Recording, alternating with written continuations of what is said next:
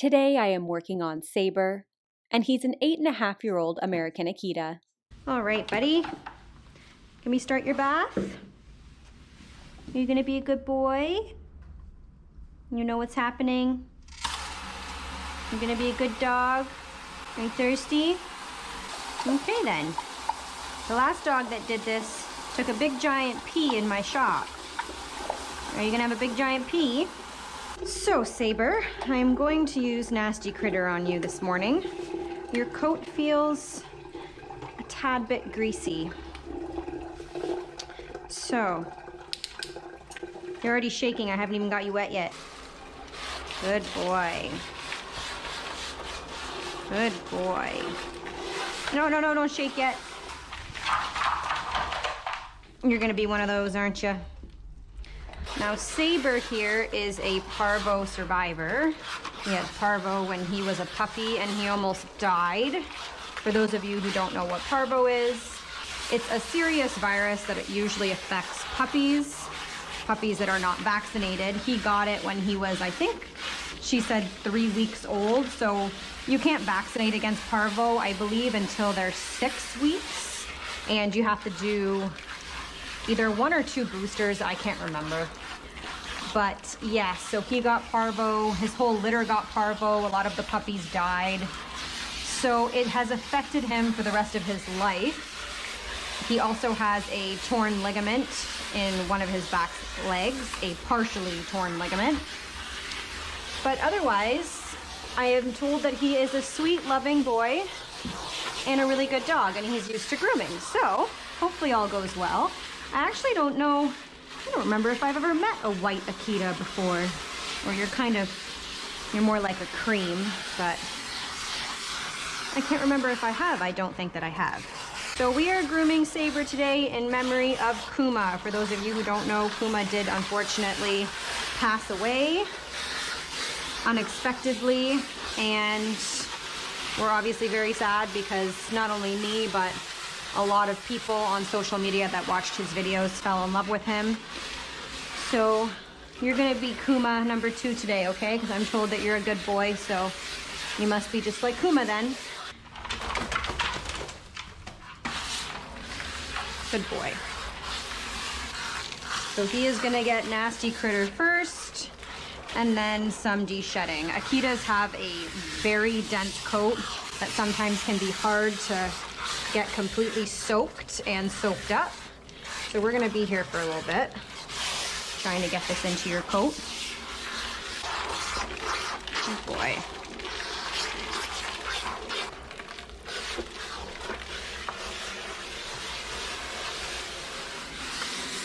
And despite all of that, so I use the shower setting and I use the center setting, which is kind of like a jet, and he is still dry in some spots down to the skin.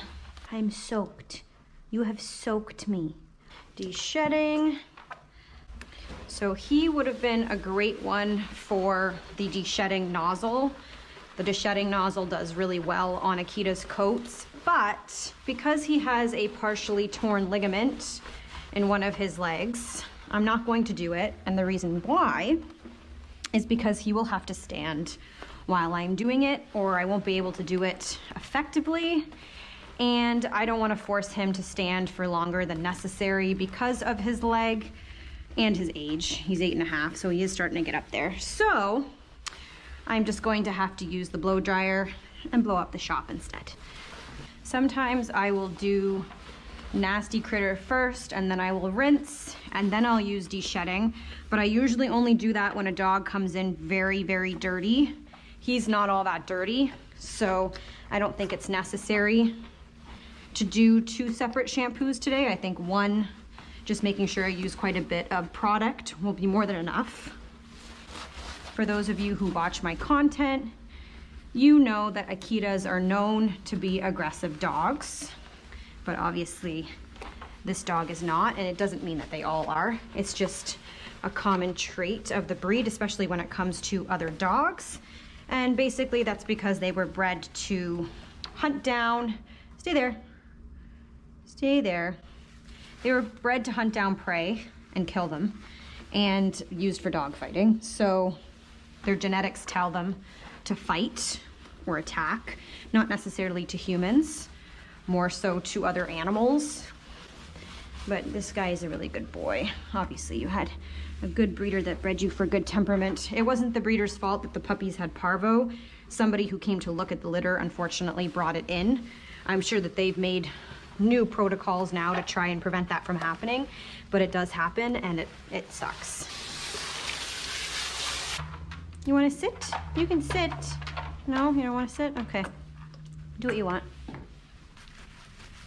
Good boy.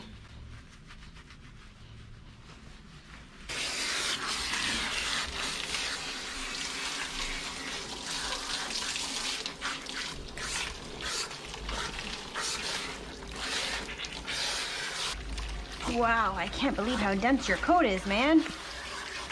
What? Why are you looking at me like that? Hmm? You're giving me the sad face.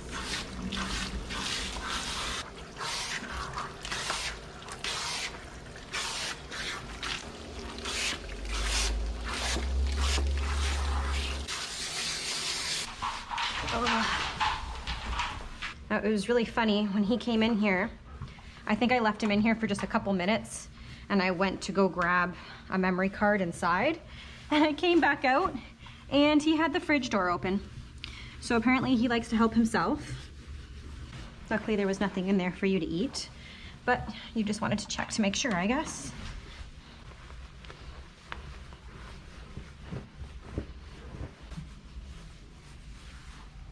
Off to the blow dryer we go. Now I have him in the belly band, not because he's going to sit, but because of his torn ligament in his leg. The last thing I want is for him to slip off the table. So that belly band is just to help keep him in place and prevent him from falling, just in case he loses his footing. Let's put this on.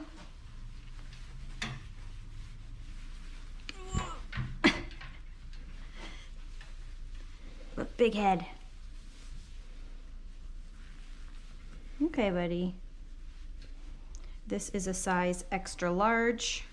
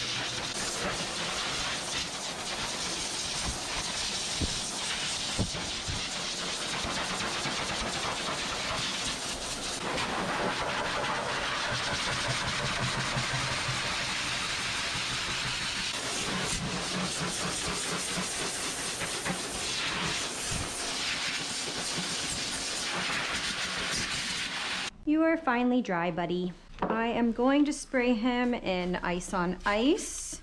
This is a leave-in conditioner. It's gonna make him soft and shiny and also help me to brush him. So starting with the Coral Slicker brush, I'm gonna brush this all in. Oh no, no, no, no. No sitting. He lost so much freaking hair. It was like a tornado in here, man. Okay, we just needed to do a quick brush with this because he doesn't have any matting. Just wanted to brush through the coat before I de-shed it. I'm not sure how much hair we're gonna get out because he basically lost all of his hair with the blow dryer. So I noticed he doesn't like having his legs being touched. I assume that has something to do with the ligament being torn. Hopefully he lets me do his paws. He really doesn't like lifting his legs, so that could be an issue.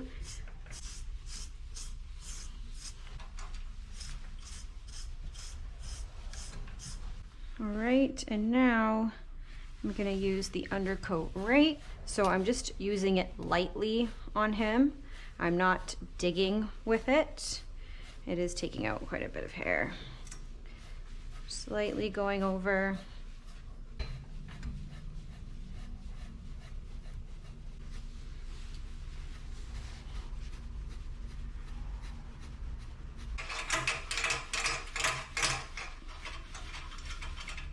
So he is a nice lean weight. I know right now you probably can't tell. That's just because I blew out his coat, so he's really fluffy. But you can easily feel his ribs, and that's really important, especially when you have a dog with a torn ligament. You want them to put as little weight down on that leg as possible. So it's really important if your dog has really any kind of mobility injury that they are not overweight, like you. While he's on this side, I'm gonna try to clip his nails. And I'd like to do that without having to lift his paw, if he will let me. Stay. Boy. Good boy.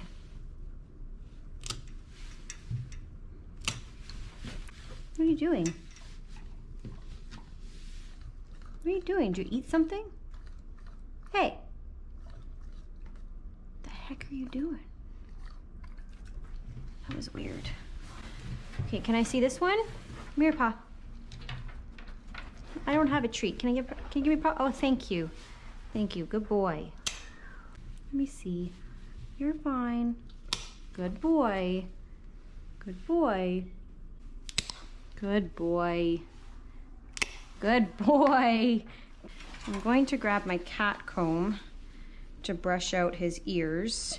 He's got a lot of shedding fur on here, and this will do the best job at grabbing that coat.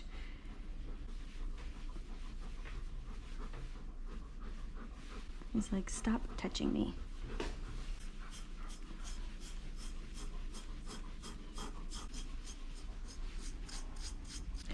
Okay. Are you gonna let me shave them? Good boy. Good boy. You know, it's funny, usually when I am working on an Akita, even Kuma, even though I did him for years, I was very aware and always kind of watching my back just in case. And with this dog, I don't feel the necessity to be that way with him at all. Like, I trust 100% he's not gonna do anything, which is strange, but it's just the demeanor that I get from him is that he is not in any way a threat. We're gonna turn nice and easy on the other side, okay? Okay, so we're gonna repeat those steps. Ice on ice.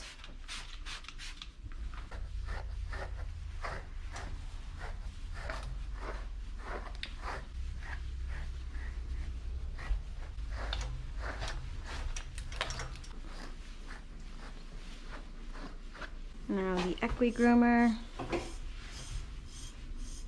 This is the leg, I believe, that is torn. It has less muscle mass than the other leg, and that usually happens because, well, they stop using the leg that's injured as much as possible, so naturally the muscle is going to start to weaken, but they're also using the other muscle a lot more on the other leg, so that one is usually a lot bigger.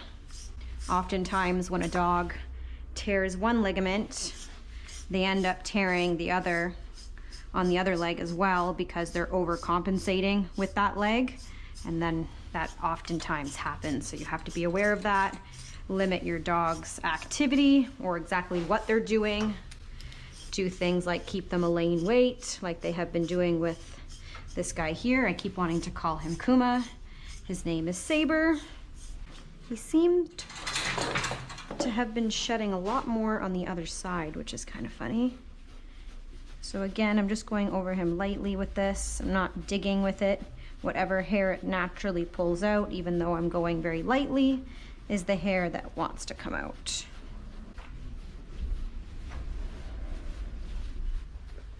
Would you like me to stop? Good boy. It's okay. No. It's okay. He's like grinding his teeth right now. And I think that's what he does when he gets stressed out about something. That seems to be what he does. Which is really weird. It's weird. But I prefer that over trying to eat me. I don't think you have a mean bone in your body. Good boy, stay. Good boy. You gotta stay. Okay, paw shave and then you're done. Good boy. Lip lick. He's telling me he doesn't like it.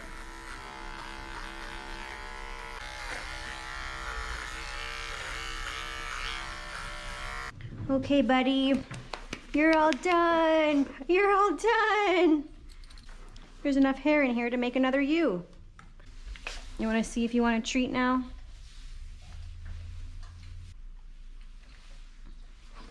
Wow, you're pathetic. What kind of a dog are you? Eat it.